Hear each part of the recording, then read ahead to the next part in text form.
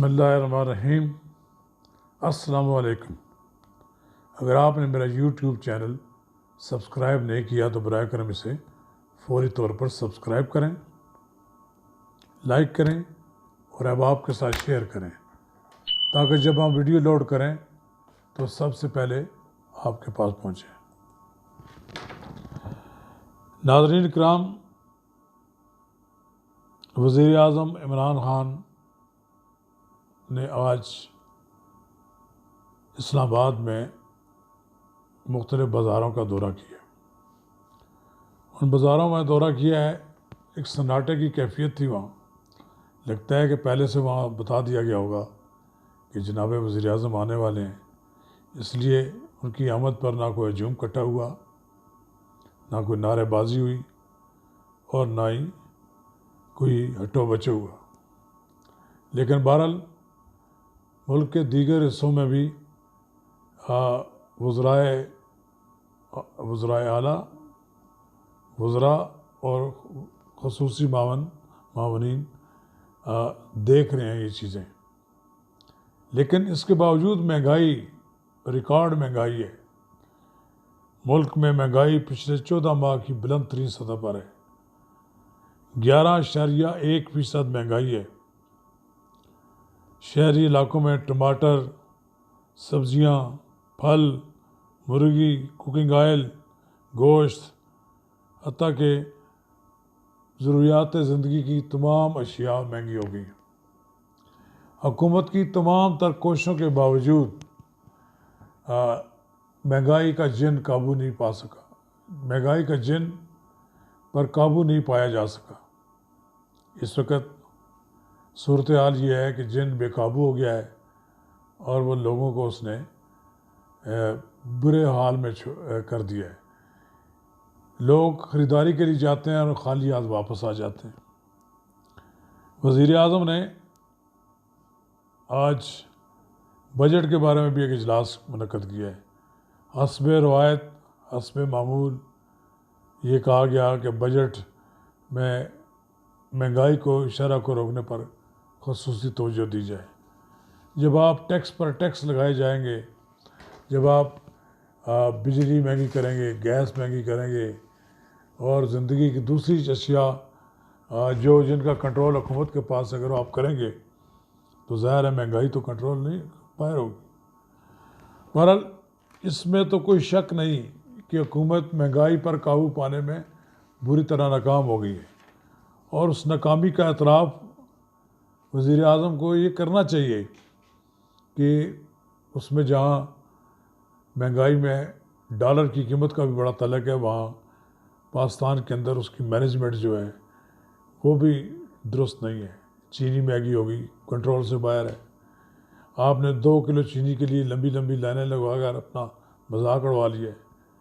یہ ساری چیزیں ایسی ہیں جو سوچنے کی طرف توجہ دیتی ہیں کہ ہمیں سوچنا چاہیے کہ آخر کیا وجوہات ہیں کہ عمران خان کی حکومت جو بڑی اپنے آپ کو سمجھتی تھی کہ وہ جب آئے گی تو جناب لوگوں کے لیے دودھ کی اور شہد کی نہریں بہائے گی اور لوگ خوش ہوں گے۔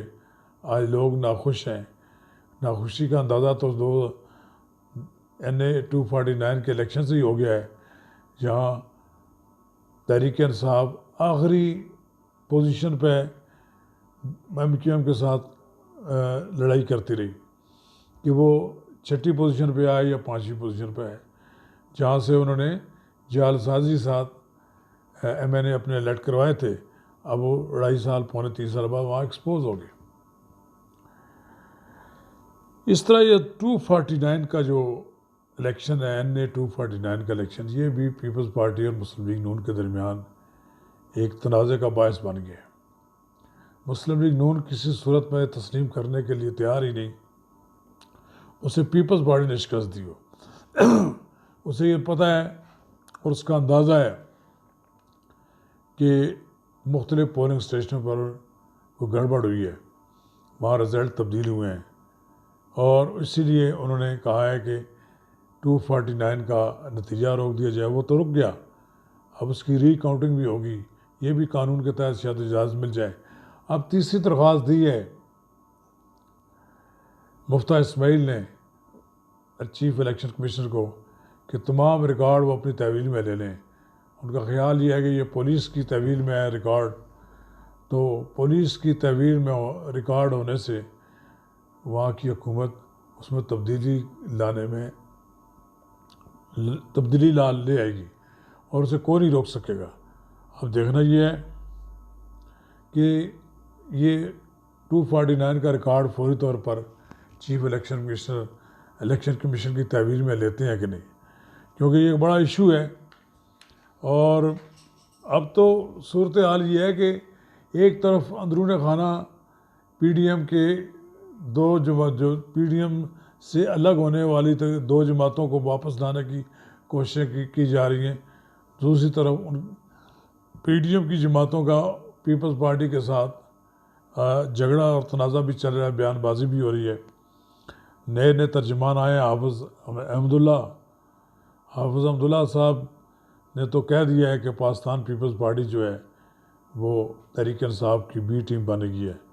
پیپلز پارٹی میں اب بھٹوازم نہیں رہا، وہ زرداری پارٹی بن گئی ہے. یہ لڑائی نہ جانے کب ختم ہوگی اور اس کے کیا نتائج نکلیں گے، فی الحال کچھ کہنا مشکل ہے. بہرحال ایک نئے وزیر فرق حبیب آئے ہیں، وزیر مملکت برائے اطلاعات و نشریات، انہوں نے بھی بیان بازی شروع کر دی ہے. حکومت اور اپوزیشن کے درمیان الیکٹرانک سسٹم لانے پہ ایک جھگڑا چل رہا ہے. بظاہر الیکٹرانک سسٹم بہت اچھا سسٹم ہے، اس میں نتائج میں گڑبڑ ہونا ممکن نہیں ہوتا، لیکن جس ملک میں آر ٹی ایس سسٹم بھی بیٹھ جائے، جو کہ الیکشن کمیشن نے بڑی احتیاط کے ساتھ بنایا تھا، تو وہاں پر الیکٹرانک سسٹم کیا کام کر سکتا ہے. وہاں جو جہاں چاہے تو اس میں یہ تبدیلی لے آئیں گے. پتہ لگے گا کہ ایک سوئچ دبانے سے سارا کا سارا ہی رپورٹ ہو گیا ہے. اس لیے لوگ اعتبار نہیں کرتے حکومت میں. یہ چیزیں تو یورپ میں ہو سکتی ہیں، امریکہ میں ہو سکتی ہیں، کہ وہاں کوئی تصور نہیں کر سکتا کہ الیکٹرانک سسٹم کے اندر سے کوئی گڑبڑ کر لے. لیکن پاکستان میں تو بڑے بڑے کاریگر بیٹھے ہوئے ہیں. حکومت جو ہوگی وہ تو ہارے گی نہیں، وہ جب چاہے گی جو رزلٹ اپنی مرضی کا نکال لیا کرے گی. وہ تو ایک اس کو ایڈوائس دے گی، ایک بٹن دبائے گی تو اس میں پتہ لگے گا پی ٹی آئی 2/3 اکثریت لے گی، دوسرا بٹن دبائے گی پتہ لگے گا 3/4 لے لے گی ہے. اگر ایک اور بٹن دبائے گا پتہ لگے گا ساری کی ساری نشستیں پی ٹی آئی نے لے لی ہیں. یہ تو ہو سکتا ہے. اور جو رونا رو رہے ہیں لوگ پی ٹی آئی کی حکومت کہ ہم بڑا الیکٹرانک سسٹم لانا چاہتے ہیں، وہ آپ تو آئی دھاندلی کی پیداوار ہیں. آپ کو تو سوٹ ہی یہ کرتی ہے کہ آپ چاہتے ہیں کہ ایسی دھاندلی ہو جس کا کوئی ثبوت کہیں نہ مل سکے. یعنی یہ تو الیکٹرانک میڈیا میں تو ہو سکتا ہے، اس کا ثبوت نہیں ملے. نہ کوئی بیلٹ پیپر ہے، نہ کوئی بیلٹ پیپر کا ثبوت ہوگا کہ یہ بیلٹ پیپر ڈالا کہاں گیا. ہاں البتہ ایک طرف بیلٹ پیپر میں بھی ڈالا جائے الگ ڈبے میں، اور دوسری طرف الیکٹرانک ووٹنگ بھی ہو، تو پیرلل چل رہی ہو، تو پھر پتہ لگے گا کہاں کوئی گڑبڑ کر رہے. بہرحال نون لیگ کو کہتے ہیں کہ نون لیگ ابھی وہ سوال اٹھاتے ہیں، مسلم لیگ نون سعید غنی صاحب دفاع کر رہے ہیں پیپلز پارٹی کا سندھ میں. ان کا کہنا ہے کہ نون لیگ یعنی مسلم لیگ نون بتایا کہ اسے کس طاقت نے ڈسکا میں اور نوشہرہ کا الیکشن جتوایا تھا، اور وہ کون سی طاقت تھی جس نے شاہد حقان عباسی کو ECL سے نکلوایا تھا. یہ تو سوکنوں والے اس وقت ان کے آپس میں جھگڑے ہیں، ایک دوسرے کو تانے دے رہے ہیں. وہ حمزہ شہباز اور نواز شریف کو ضمانت ملنے پر بھی بتاتے ہیں کہ اصولوں کی جیت ہوئی ہے، یا نون لیگ اب جو کہتی ہے کہ ہم حکومت کو 5 سال پورے کرنے دیں گے. اگر وہی اس طرح جواباً وہ کہنا شروع کر دیں کہ جناب آصف علی زرداری کی ضمانت کیسے ہوئی ہے، جناب آصف علی زرداری کے مقدمات سارے کراچی کیوں جا رہے ہیں، تو پھر تو یہ دونوں ہی ایک دوسرے کے خلاف اس طرح کی باتیں کرتے رہیں گے. بہرحال پیپلز پارٹی نے NA 249 کے دوبارہ گنتی کا مطالبہ کیا ہے، کا خیر مقدم کیا ہے، اور وہ بھی کہتے ہیں کہ سینیٹر فرحت اللہ بابر اور نیر حسین بخاری نے ایک مشترکہ پریس کانفرنس کی ہے، اور انہوں نے کہا کہ دوبارہ گنتی میں پیپلز پارٹی کے پہلے سے ووٹ زیادہ بڑھ جائیں گے. اس کا مطلب کہ انہوں نے کو پہلے سے اس بات کا بھی اہتمام کر رکھا ہے کہ پہلے سے کو ووٹ زیادہ ہو جائیں. بہرحال یہ کوئی ایسی بات نہیں ہے، لیکن یہ جو ری کاؤنٹنگ ہے یہ تو ایک آئینی مسئلہ ہے، رائٹ ہے، قانون کی بات ہے. لیکن یہ الیکشن جو ہے 249 یہ میں سمجھتا ہوں کہ اپوزیشن جماعتوں کے اتحاد کو ختم کرنے کا باعث بنے گا.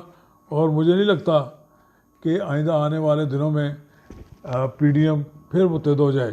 اگرچہ میں نے سنا ہے کہ قومی حکومت بنوانے والی قوتوں نے پی ڈی ایم کو ایک بار پھر متحد کرنے کی کوشش شروع کر دی ہے، اور ممکن اس بات کا ہے کہ شاید پی ڈی ایم اکٹھی ہو جائے. لیکن یہ جو اکٹھا ہوگا یہ تو پھر کسی قوت کے اشارے پر ہو سکتا ہے، ورنہ آپ مسلم لیگ نون اور پیپلز پارٹی کے دل آپس میں ملنے والے نہیں، پہلے بھی ملنے والے نہیں تھے.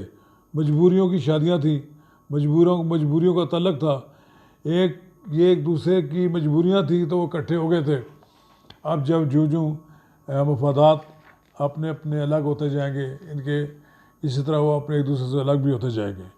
بہرحال ایک دوسرے کو تانے دیے جا رہے ہیں. سینیٹر مصدق ملک نے بھی تانا دیا بلال بھٹو زرداری کو کہ کہا ہے کہ آپ پی ٹی آئی کی بی ٹیم بن گئے ہیں، آپ کو مبارکباد ہو. پھر وہ دوسری طرف سے جواب آ جاتا ہے، وہ ان کو جواب دیتے ہیں. اب مفتیٰ اسماعیل تو لگے ہوئے ہیں 249 کی ری کاؤنٹنگ میں، دوسری طرف رانا ثناءاللہ لگے ہوئے ہیں سعید غنی کو. وہ کہہ رہے ہیں کہ سعید غنی صاحب کا بیان جو ہے وہ پیپلز پارٹی کی گھبراہٹ کی علامت اور خفت مٹانے کی ناکام کوشش ہے. اس بیان بازی سے پی ٹی آئی کی حکومت تو انجوائے کر رہی ہے، لیکن پی ٹی آئی کی تو دشمن مہنگائی ہے. مہنگائی پی ٹی آئی کو کھائے جا رہی ہے اور اس کی پاؤں اکھڑ رہے ہیں. دوسری طرف جو اس کی مخالف سیاسی جماعتیں ہیں وہ آپس کے جھگڑوں میں مصروف ہیں. اب دیکھنا یہ ہے کہ حکومت مہنگائی پر قابو پانے میں کامیاب ہو جاتی ہے تو پھر تو یہ سمجھا جائے گا کہ انہوں نے اس بحران پر قابو پا لیا ہے.